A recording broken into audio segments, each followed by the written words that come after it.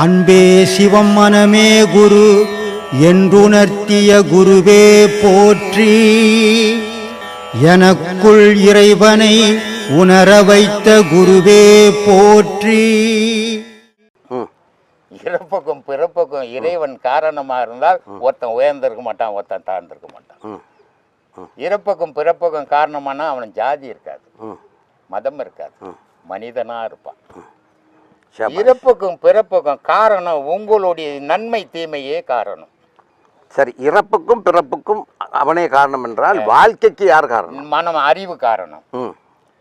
அதுதான் சொன்னேன், விதியும் மதியும் சேர்ந்துதான் இந்த உலகத்துல வாழ்க்கை. என்ன விதியாகப்பட்டது உன்னை பெத்துச்சு, மதியாகப்பட்டது வாழுது. அந்த மதியினுடைய செயலுக்கு ஏற்ற மாதிரி நன்மை தீமை உங்களுக்கு விளைய போகுது.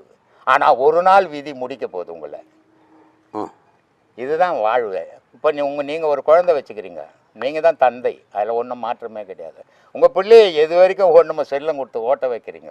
அது நல்ல வழியில் போனால் உங்களுக்கு சந்தோஷம், தீய வழியில் போனால் துக்கம் தானே. ஆனால் திருத்த முடியல. அதை ஒரு நாள் என்ன பண்ணி நீங்களே கொள்றீங்க. அதை இதுதான் விதி செய்துன்னுக்குது. இதை உணர்றது கிடையாது. வழிபாட்டு முறைகள், பாராயணம் செய்கிறது, பிரார்த்தனை செய்கிறது, இப்படிலாம் இருக்கு நிறைய விதங்கள், ஒவ்வொரு விதங்கள். அதில் எல்லாத்துலேயும் ஆன்மீகம் என்ன சொல்லுது? தன்னை ஆராய்ந்து. ஆன்மீகம் என்னாவே தன்னை ஆராய்தல். வழிபாட்டு முறைகள் ஸ்லோகம், வேதம், நூல்கள், பாராயணம், பாடல்கள் இதெல்லாம் போகட்டது. ஆனால் இந்த வேதங்கள் சொல்கிறபடி படித்தா கடவுளை அறிய முடியுமா? ஒன்றும் அறிய முடியாது. ஏன்னா அதில் கடவுள் இல்லைன்னு சொல்லிக்கிறல்ல, அறியவே முடியாது. ஆனால் அறிய முடியாததை ஏன் படிக்கிறான் அப்படின்ற ஒரு கேள்வி வரும் இல்லையா? எனக்கு மன அமைதி இல்லை, பல சிக்கல் இருக்குது. ஆனால் நான் போய் அதை படிக்கும்போது எனக்கு ஒரு மணி நேரம் அமைதி கிடைக்குது. அதுக்காக நான் படிக்கிறேன், கடவுளுக்காக நான் படிக்கல. இதுதான் நடந்துருக்குது உலகத்தில். இந்த கடவுள் தொடர்பான மதங்களும் சரி, மதவாதிகளும் சரி, கடவுளோட பேசுறதுக்கு ஒவ்வொரு மொழிகளை வச்சுக்கிறாங்க. இவன் சமஸ்கிருதத்தை வச்சுக்குவாங்க, அவங்க வேற மொழி, அவங்க மொழி. அப்போ என்ன இது? இல்ல, கடவுள் எந்த மொழி? அவர் எந்த ஸ்கூல்ல படிச்சாரு? இது மனிதனா பார்த்து இவனா ஒரு உருவாக்கி. கடவுளோட இவன் பேசுறது எந்த மொழியில பேசணும்? எந்த மொழியில நீ பேசவே முடியாது. கடவுளை நீ பார்க்கும்போது பேச்சே கிடையாது, மொழியே இது உனக்கு. பேச்சே கிடையாது கடவுளை பார்த்தேன். மௌனமே மொழி. மௌனம் தான் கடவுள், மௌனத்தில் தான் கடவுளுங்கிறார். பேச்சு எங்க இருக்குது, ஆரவாரம் எங்க இருக்குது. பேசுறான்னா இவன் புழுவுறான்னு அர்த்தம் எடுத்து புரிஞ்சுக்கணும் நீங்க. அப்ப கடவுளுக்கு உனக்கு இடையில இருந்துகிட்டு ஒரு இடையிலும் பாலமே கிடையாதுங்க. பாலத்தை நீ உண்டாக்கணும். இதைதான் சிவாய்க்கு ரொம்ப அழகா சொன்னான். டேய், என்ன மதன்னு வச்சுக்கணும், ஊரா சாமி கும்பிட்றன்னு சொல்லிக்கணும் தெரிஞ்சுக்கினுக்கிறிய. எவ்வளவு பேர் செத்துக்கிறீங்கடா, இதை பத்தி ஏன்டா யோசிக்கவே மாட்டேன், புத்தியே இல்லையாடா உங்களுக்குன்றான். சரிப்பா, இது எப்படிதான்பா நான் தெரிஞ்சுக்கிறது? உனக்குள்ள தேடுறான்றான். நீ எந்த ஒளியை தேடி தெரிஞ்சியோ அந்த ஒளி உனக்குள்ளக்குதுடா. அதனால சொல்லினா, ஓடி ஓடி உட்கலந்த ஜோதியை நாடி நாடி நாட்களும் போய் வாடி வாடி வாடி போன மாந்தர்கள் கோடி கோடி என்ன. அடப்பாவி, உலகம் உள்ள கடவுளை தாண்டாண்டா, செத்தவன் தாண்டா மிச்சம், எவனும் கடவுளை பார்க்கலடான். நட்ட கல்லும் பேசுமோ, அது அவர். அப்புறம் இத்தனை சித்தர்களும் நீங்க சொன்னதை தான் சொன்னாங்க. இல்லைங்க, அவங்க மனம் கோயில் சொன்னாங்க, சத்தியத்தை சொன்னாங்க. மனம் கோயில், ஒரே இறைவன் எல்லாம். ஆனா இந்த சித்தர்கள் சொன்னதை இன்னைக்கு வரைக்கும் ஒரு 99% ஏத்துக்கவே மாட்டேங்க முடியாது. ஏன்னா ஏத்துக்கு நான் கோமணம் கட்டின்னு போனவன் அதான் விரும்புவானா. பூசாரிகள் அப்படியே போட்டு இப்படியே ஆடினுக்கிறான். அப்புறம் எங்க அந்த அதெல்லாம் எடுக்கிறது? அதெல்லாம் முடியாது. அவன் சொல்றான், சரிப்பா நான் தேடி செத்து போட்டான், சரி ஓஞ்சி போட்டோம், நான் தெரிஞ்சுக்கணும்னு ஒரு முறை. எப்படிப்பா தெரிஞ்சுக்கிறது? ஒரு தரித்த நாடியில் ஒடுங்குகின்ற வாய்வினை கருத்தினால் இருத்திய கபாலம் ஏற்ற வல்லாரேல் விருத்தரும் பலராவார் மேனியும் சிவந்தடும் அருள் தரித்த பாதம் அம்மை பாதம் சத்திய டானம். கடவுளை உனக்குள்ள தேடுறானா? போய் கோயிலில் கல்லை சுற்றி சுற்றி வர அது எப்பான்னு பேசிட்டாடா உங்கள்கிட்ட. அதனால தான் சொல்கிறான், நட்டக்கல்லை சுற்றியே 4 புஷ்பம் சாத்தியே சுற்றி வந்து முணுமுணுக்கும் மந்திரம் ஏதடா நட்டக்கல்லும் பேசுமோ நாதன் உள்ள. அவனும் சொல்கிறான், உள்ளே இருக்குதுடா கடவுள், அதுக்கிட்ட போய் பேசுங்க எடுக்கிறீங்களா? குழந்தை காட்ட வேண்டியதுடா அது. அதனால தான் நான் பல வீடியோக்களில் சொல்லியிருப்பேன். 1ஆம் கிளாஸில் எடுத்து போய் சேர்த்துட்டேன், சரியாக படிக்கல, 10 வருஷம் படிக்கிட்டேன்னு விட்டு வை. நல்லா படிக்குமே. ஒரு வருஷம் ஃபெயில் ஆனோன்னு ஒரு 1.5 லட்சம் ரூபாய் செலவு பண்ணி வேறு ஸ்கூல் மாத்திரியா? பக்தி மட்டும் ஏன்டா அப்படி பண்ணி வச்சுக்கிறீங்க? ஆரம்பத்தில் தேவை, அதையே வாழ்நாள் ஃபுல்லாக வயசு ஃபுல்லாக பிடிச்சின்னு தெரியுறீங்களே. மாறுடா. இந்து மதம் மாதிரி ஒரு புனிதமான வழியே இந்த மதமும் காட்டல. அங்கதான் ஒரே வழிபாடு தான் உலகத்தில் இருக்கிற மதமெல்லாம். இந்து மதம் தான் 4 விதமான வழிபாடு கட்டிக்கிறான். சரியை, கிரியை, யோகம், ஞானம். போனேன், முன்ன போகிறான் சாமி பார்த்து, நான் ஒரு கல்லை தடிச்சேன்னு பின்னாடி வர, ஓ இந்த கல்லை தடிக்கணும் போல இருக்குது, நீ ஒரு கல்லை தூக்கின்னு போய் அடிக்கிற. இது அறியாத பக்தி. அடுத்தது அதுக்கு ஒரு பேர் இருக்குதுப்பா. கல்லாச்சம் அது கேட்கவும் இல்லை, அழுவும் இல்லை, ஒரு பேர் இருக்குது. பாடணும் போல இருக்குதுப்பா. புகழ்ந்தான் பாடி, அருணகிரி மாதிரி பாடியும் பேசலை, கல்லாலட்சியம் பேசலை. இருந்தாலும் இதுக்கு வேறு என்ன வழி ஏதோ பெரியவங்க வச்சுருக்கணும். யோகம் தான். யோகம்ன்றது என்னடா அப்படின்னா, திருவள்ளூரில் இருக்கிறோம், நீங்கள் மெட்ராஸ்லேருந்து வந்துக்கிறீங்க, பீச்செல்லாம் பார்த்துருப்பீங்க. நீங்கள் சொல்கிறீங்க என்கிட்ட ஃபஸ்ட் கிளாஸ் ஆகுதுங்க பீச். அது மாதிரி வேறு எந்த ஏரி குளம் பார்க்க முடியாது. நான் பார்த்ததில்லை.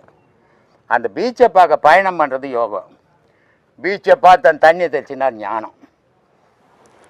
இதுதாங்க ஞானம். இந்த வழிபாடு எந்த மதத்துலையும் உலகத்தில் கிடையாது, இந்து மதத்தில் மட்டும்தான். இந்து மதத்தை கெடுத்துக்கினுக்குறானுங்க பிழப்புக்காக. நீங்கள் யார் சாமி? பேர் என்ன? என் பேர் வேலு. நான் ராணிப்பேட்டை மாவட்டத்துலேருந்து வரேன். 2 நாளுக்கு முன்னே ஞாயிற்றுக்கிழமை வந்தேன். இப்போ அம்மா வந்து கேட்டாங்க. அவங்க கேட்ட வார்த்தை நீங்கள் யாருன்ற மாதிரி கேட்குறாங்க. அதை நான் உணர்ந்தேன்.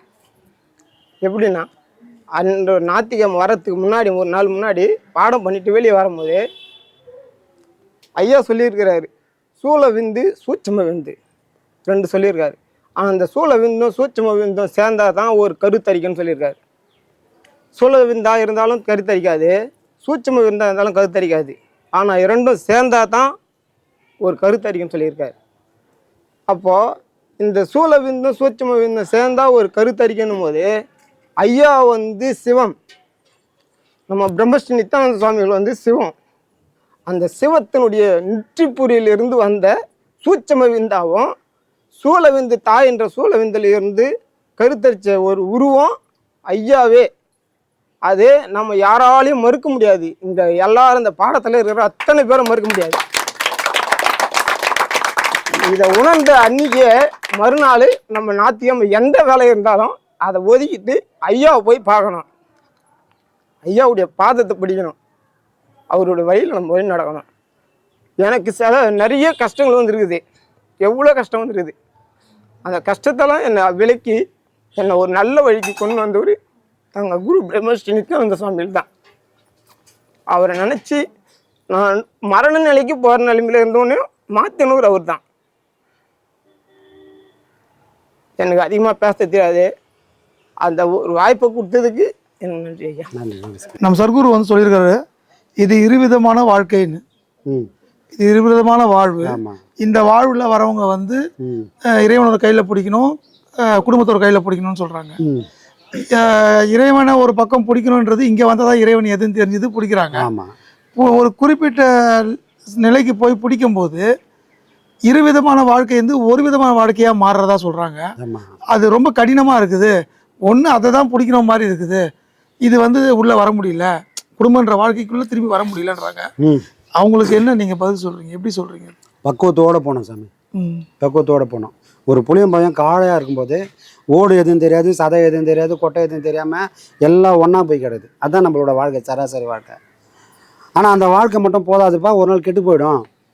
நீ 2 விதமான வாழ்க்கையை வந்து, ஏன்னா இதுக்காக வரல, ஆனால் இதுக்காக வரலன்னு இதை நீ அனுபவிக்காமல் இருந்தால் உனக்கு உலக ஞானம்ன்றதுன்னு தெரியாது. 4 இடத்துல உதப்படணும், அசிங்கப்படணும், அவமானப்பட்டால் தான் உலக ஞானம் ஒருத்தனுக்கு கிடைக்கும். அப்போ தான் வாழ்க்கையை சுமூகமாக போக முடியும். சரி, உலக ஞானமே போதும் இப்படியே வாழ்ந்துட்டு போயிடாத, பரஞானமும் வேணும் உனக்கு. அந்த பரஞானம் வேணும்னா இந்த கையில் ஒரு கையில் குடும்பத்தையும் ஒரு கையில் இறைவனையும் பிடி. இறைவனை போனால் இறைவன் சிலையை பிடிக்கிறதில்ல, மனசால் அவனை பிடிச்சிக்க. இவங்களுக்கு செய்ய வேண்டிய கடமைகள் எல்லாத்தையும் செய்யி. அவங்க நான் எப்போவுமே நினச்சி, நீ போய் பூஜை பண்ண வேணா, புனஸ்காரம் பண்ணா, ஒன்றும் பண்ண வேணா, அவனை நினச்சாவே போதும். சாங்கிய நாயனார்னு ஒருத்தர் இருந்தார். சாங்கிய நாயன் நம்பர். நாயன்மாரெலாம் எப்படி இருப்பாங்க? பக்தியில் அவங்களுக்கு பக்தியில் இருப்பாங்க, சிவனை போய் கும்பிட்டுனே இருப்பாங்க, அவனை தொண்டு செய்வாங்க. இவங்களுக்கு பேர் தான் நாயன்மார். ஆனால் சாங்கிய நாயனார்னு ஒருத்தர் இருந்தாராம். அவர் சாங்கியத்தில் இருந்தார். யாருன்னா சாங்கியம்னா இந்த புத்திஸ்ட் இருக்கிறாங்க இல்லையா, சமணர்கள், அந்த கூட்டத்தில் ஒருத்தராக இருந்தார். அவங்க பேர் சாங்கியர்கள். அந்த கூட்டத்தில் ஒருத்தர் நாயன்மாராக மாறி இருக்கிறார். அவர் என்ன பண்ணுவாராம், மனசால வேண்டிப்பார். அவர் இருக்கிற இடம் வேற. இவர் என்ன பண்ணுறாரு தெரிஞ்சால் அவர் தூக்கி கல்மரம் ஏற்றுருவாங்க. அப்போது அவ்வளோ டாமினேஷன் இருந்தது. சைவன்றது இருக்கக்கூடாது, முழுக்க சமணர்களே இருக்கணும் அப்படின்ற ஒரு காலகட்டத்தில் அவர் பயந்துக்குன்னு உடலால் சமணராகிறாரு, உள்ளத்தால் சைவராகிறாரு. ஆனால் நான் பண்ணணும் சிவ பூஜை, எப்படி பண்ணுறதுன்னு தெரியல. பூ போட்டால் என்னை பார்த்தானா சா வச்சுருவான், விஷமா வச்சா சா வச்சுருவான். அப்போ என்ன பண்ணுறாரு, ஒரு கல் எடுக்கிறாரு. இந்த கல் தான்யா உனக்கான அபிஷேக பொருள், இது தான் உனக்கான வாசனை பொருள், இதுதான் உனக்கான பூ, எல்லாமே இதே தான் அப்படின்னு அந்த கல்லையே உருவகப்படுத்தி கல்லை தூக்கி டெய்லி சிவலிங்கத்தை மேலே வச்சுட்டு போவார். அவன் பார்ப்பான் பாரு, இவன் தான் நம்ம சீடை, இவன் நாம சொல்லாதெல்லாம் அவன் செய்யறான். டெய்லி சிவலிங்கத்து மேல கல் வச்சுட்டு போறான். இவன் தான் கரெக்டான சீடன், வேற ஒருத்தன் கூட உதவ மாட்டான்னு அவனே தெரியும். ஆனா இவன் மனசால இந்த நான் போற ஒரு கல்லும் உனக்கான அர்ச்சனையா நீ ஏத்துக்கோ அப்படின்னு போறாரு. ஒரு நாள் ஏதோ வேலை, கடுமையான வேலை, மறந்துட்டு போறாரு. இப்போ அங்கேருந்து ஒருத்தன் குரல் கொடுக்குறான். யாரு? சிவபெருமான். ஏண்டா டெய்லி என்ன பூஜை பண்ணியடா, இன்னைக்கு பூஜை பண்ணாம போறியாடான்னு உள்ள இந்த சிவபெருமான் கூப்பிட்றான். யார? கல்லடிச்சவன சிவபெருமான் கூப்பிட்றான். டெய்லி என் மேலே போட்டு போயடா, இன்னைக்கு போகாம போறிய, போட்டு போடா ஒரு கல் எடுத்து. அப்போ அவன் எதை எதிர்பார்க்குறான் பாரு. வெளி உலகத்தில் பார்வைக்கு நடக்கக்கூடியது அவன் பார்க்கறது இல்லை, உள்ளத்தால நீ எங்க இருக்கிற. இதுதான் அகத்தூய்மையா? இதுதான் அகத்தூய்மை. இந்த பரிபக்குவம் குடும்பம் நடத்துறவங்களுக்கு வேணும். அப்படி இருந்தால் கல்லடிக்கிற மாதிரியே குடும்பம் நடத்திக்கிட்டு போய் உள்ளத்தால அவனை போய் சேரலாம். இல்லைன்னு சொன்னா கஷ்டமோ கஷ்டம். சாமி, நம்ம சர்க்குரு வந்து சொல்லியிருக்காரு, என்கிட்ட ஒன்றும் இல்லைப்பா, நான் ஒரு சாதாரண வழிபோக்கம்பா, நான் அனுபவத்தில் பேசுகிறேன் அப்படின்னு சொல்லியிருக்காரு. ஆனால் அவர் பேசுகிறத பார்த்தீங்கன்னா அனுபவம் மாதிரியே தெரிய மாட்டேங்குது, அது வேற மாதிரி இருக்குது. அந்த வேறன்னா என்ன, எப்படி வரும், எங்களுக்கெல்லாம் கிடைக்கும் அந்த பாக்கியம்? எல்லாருக்கும் கிடைக்கும் சாமி, எல்லாருக்கும் கிடைக்கும். எல்லாருக்கும் கிடைக்கணும்னா என்ன பண்ணணும்னா, குரு எங்கே எந்த நிலையிலேருந்து பேசின்னு இருந்தாருன்றதை நம்ம புரிஞ்சுக்கணும். அவரை மனுஷனாக பார்த்தோம்னா அவர் பேசுனதெல்லாம் நமக்கு புரியாது, அவரோட உயரம் என்னன்னு தெரியாது. அந்த இடத்துலேருந்து வெளியே அதுக்கு தான் பக்கத்தில் இருக்கக்கூடாது. சாமி, உயரம்னு சொல்கிறீங்களா? என்ன சாமி அது? இந்த எல்ஐசி பில்டிங் அந்த மாதிரி உயரம், அந்த மாதிரி உயரம் இல்லை, அது மாதிரி உயரம்னா என்ன பார்க்கணும்னு சொன்னால், அந்த கருத்துக்களை ஒருத்தர் இவர் சொல்கிறாருன்னா இவர் சாதாரண மனுஷனால் சொல்ல முடியாதுன்றதை உண்மையை புரிஞ்சுக்கணும். கருத்து தான் அவரோட உயரத்தின் அளவு. ஒருத்தர் கிட்டேருந்து வர பேச்சு தான் அவர் யாருன்றதை நம்ம காட்டி கொடுக்கும். பட்னத்தார் சொன்ன மாதிரி அவர் பார்க்கும்போது சிவலிங்கம் பூமிக்கும் ஆகாத்துக்கும் இருக்கு, அது இருக்குது, மண்ணுக்கும் விண்ணுக்குமா ஓங்கி நிற்குது. ஆனால் பார்க்கக்கூடிய கண்ணு நம்ம கிட்ட இல்லை. அது வரும்போது புரிஞ்சிடும். அப்போது மண்ணுக்கும் விண்ணுக்குமா இருக்கக்கூடிய பொருளை நீ பக்கத்தில் நின்னா தெரியாது, தூரமாக இருந்தால் தெரியும். தூரமாக நின்று பாரு. பக்கத்தில் நின்னா நீ அறிவை கொண்டு அளக்குறன்னு அர்த்தம். சிவபெருமான் நெருப்பாக நிற்கிறாரு. இவனுக்கு 2 பேரும் கோவம், நான் பெரிய ஆளா நீ பெரிய ஆளா, இவன் பெரிய ஆளா நம்ம பெரிய ஆளான்னு பார்த்துலான்னு வரது ஆகி போச்சு. இவங்க 2 பேருக்குன்ற வந்தல நடுவில் 3ஆவது மனுஷன் ஒருத்தருட்டாரு. தீர்ப்பு சொல்ல வந்தவர், முதல்ல என்ன பாருங்கடா அப்புறம் சொல்கிறேன் அப்படின்ட்டாரு. இப்போ பக்கத்தில் இருந்தனால அவரோட அருமை தெரியாமல் அளக்க ஆரம்பிச்சிட்டான். பார்த்துடலாம் ஒரு கை அப்படின்னு, ஏன்னா பக்கத்தில் இல்லை, பக்கத்தில் நிற்கிறான். அப்போ அவரோட உயரம் என்னன்னு அவனுக்கு தெரியல. இதோ கண்ணு கட்டின தூரம் தானே இருக்குது அப்படின்னு நான் பண்ண முயற்சி பண்ணுறான். ஒருத்தன் நோண்டிக்கின்னு போகிறான். கடைசி வரைக்கும் 2 பேருக்கும் புரியல. ஆனால் 2 பேருமே தூரமாக நின்று பார்த்துருந்தாங்கன்னா அண்ணாந்து பார்த்துருப்பான், அவரோட உயரம் என்னன்னு தெரிஞ்சிருப்பான். அதான் அடிமுடி காணார், அதானே அது? அதுதான் அண்ணாமலை.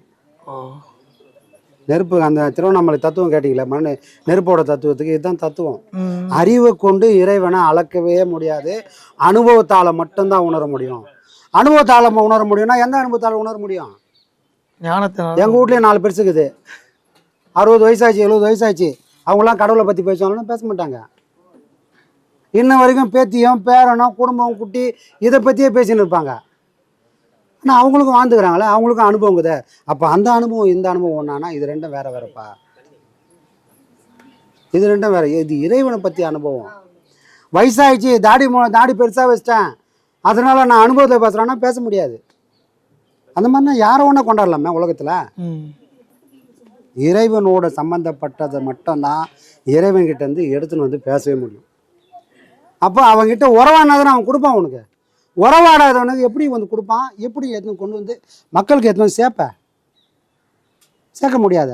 அப்போ ஒருத்தர் இறைவனுடைய ரகசியத்தை ஒருத்தர் கொண்டு வந்து கொடுக்குறாருன்னா இறைவனோட உறவாடுறாரு, இறை அனுபவத்தில் பேசுகிறாருன்றது தான் அர்த்தம். இது வரைக்கும் ஐயா மாதிரி யாராவது பேசிக்கிறாங்களா? இல்லை சாமி. காரணம் என்ன? அவர் ஒருத்தர் தான் நான் யாரை பார்த்தேன்னு இது வரைக்கும் சொல்லிக்கிறாரு. நான் அந்த மாதிரி பார்த்தேன், இந்த மாதிரி பார்த்தேன், ஜோதியாக பார்த்தேன், அதுவாக பார்த்தேன்னு சொன்ன உலகத்தில் நான் அம்மையும் அப்பனுமாவே பார்த்தேன்றார். ஏன் சாமி அப்படியே அம்மையும் அப்பனும் ஏன் பார்க்கணும்? காலம்புல்லாம் அவர் அதை தான் சொல்லிட்டு இருந்தார். தாயை காட்டி தந்தையுடன் சேராக புரிவாயின்னு காலம்புல்லா அதையே சொன்னதுனால இறைவன் அப்படியே காட்சி கொடுக்குறான். வள்ளலார் காலமுல்லா ஜோதி ஜோதி ஜோதினாரு, இறைவன் ஜோதியாவே காட்சி கொடுத்தா அவரை ஜோதியாவே மாற்றிட்டான். யார் யார் எப்படிலாம் அழைக்கிறாங்களோ அப்படியே அவன் வருவான், மாறி வரமாட்டான். அப்போ இவர் அம்மையம் அப்பனவே பேசி நின்றாரு, அம்மையப்பனையும் வந்து நின்னாரு. அந்த அனுபவம் தான் இவ்வளோ தெளிவை கொடுத்துக்குது எல்லாருக்குமே. அப்போ அந்த மகான்களோட அனுபவன்றது வேற, வாழ்க்கையில் நாம் அனுபவிக்கிற அனுபவங்கள் வேற. இதெல்லாம் மாறிக்கினே இருக்கும்.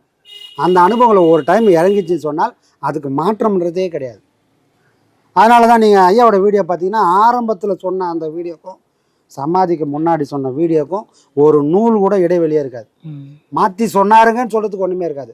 காரணம் என்ன? அவர் வெளி உலகத்துக்கு வந்தது ஞானம் அடைஞ்சதுக்கு அப்புறம் வெளி உலகத்துக்கு வந்தார். முட்டியாக இருந்து வரல, யாராவது பொறிப்பாங்கன்னு வரல, அவரே பொறிச்சு அவரே வெளி உலகத்துக்கு வந்து பறந்து வந்து எல்லாருக்கும் சொன்னதுனால தடுமாற்றமே இல்லை. சரிங்களா? அப்போது ஞானம் அடையலைன்னு சொன்னால் நம்மளோட முடிவுகள் மாறிக்கினே இருக்கும், நம்மளோட வார்த்தைகள் மாறிக்கினே இருக்கும். இன்றைக்கி நான் ஒன்று இது சரின்னுவேன், நாளைக்கு இதே வாய் இன்னொன்று சரின்னும். அப்படின்னு என்ன அர்த்தம்? இன்னும் வயசுக்கு வரலன்னு அர்த்தம், இன்னும் நான் பக்குவம் அடையலைன்னு அர்த்தம். ஒரு தெளிவான முடிவை என்னால் எடுக்க முடியலன்னு அர்த்தம். ஆனால் அதை உணர்ந்துட்டா அந்த முடிவை தவிர்த்து வேற ஒன்றும் வாயில் வராது. மாற்றி பேசுறதுக்கு அங்கே வாய்ப்பே வராது, வார்த்தை வராது. இந்த அனுபவத்தை அடையணும் எல்லாருக்கும். அப்போ வார்த்தையாலேயோ உடலாலேயோ மனசாலேயோ தடுமாற்றம்ன்றதே வராது. அதுதான் முக்கரண சுத்தி. முக்கரண சுத்தி. சுத்தினா சுத்தம் பண்ணுறது. எந்த சுத்தம்? வார்த்தையில் தடுமாற்றம் வரக்கூடாது, அது சுத்தமாக இருக்கணும். உடலால் சுத்தமாக இருக்கணும், மனசால் சுத்தமாக இருக்கணும். இது மூணும் சுத்தமாகிடுச்சுன்னா இறைவனுக்கும் நமக்கும் வித்தியாசமே எல்லாம் அவனை நம்மளை உட்காந்து பேசிக்கலாம். காலைல பட்டினத்தார் கதை சொன்ன பாருங்க, இந்த கேள்வி வந்தோன்னு அவர் சொல்கிறாரு, நான் அந்த மாதிரி உரையாடல் ஆகிடும். கேள்விக்கு பதில் சொல்கிற இடத்துக்கு அவன் வந்துடுவான். அவன் கேட்குறது இந்த மூணுத்தையும் நீ சுத்தப்படுத்தி விட வரண்டா அப்படின்றாரு. நம்மளால சுத்தப்படுத்த தெரியலையா? சரியாக குளிக்கவே மாட்டோமே. அப்போ உடல் அளவுலையும் மனசு அளவுலையும் வாக்கு அளவுலையும் ஒரு மனுஷன் சுத்தமாயிட்டான்னு சொன்னால் அவன் இறைவனை நோக்கி நகர்ந்து தான் ஆகணும். வேறு உலகம் ஒன்றுமே பண்ண முடியாது அவங்கள. அப்போ இந்த சுத்தத்தை முதல்ல படுத்துறதுக்கு தான் பாடங்கள். இது வேற ஒன்றும் பிரமாதம்லாம் பண்ணுறாது. இதை சுத்தம் பண்ணிடும். இதை சுத்தம் பண்ணால் அதுக்கப்புறம் இது ஒளிஞ்சு விளையாடுறதுக்கு வேலையே கிடையாது, நேருக்கு நேர் சந்திக்கும். அதை தான் பாடம் கொடுக்கும்.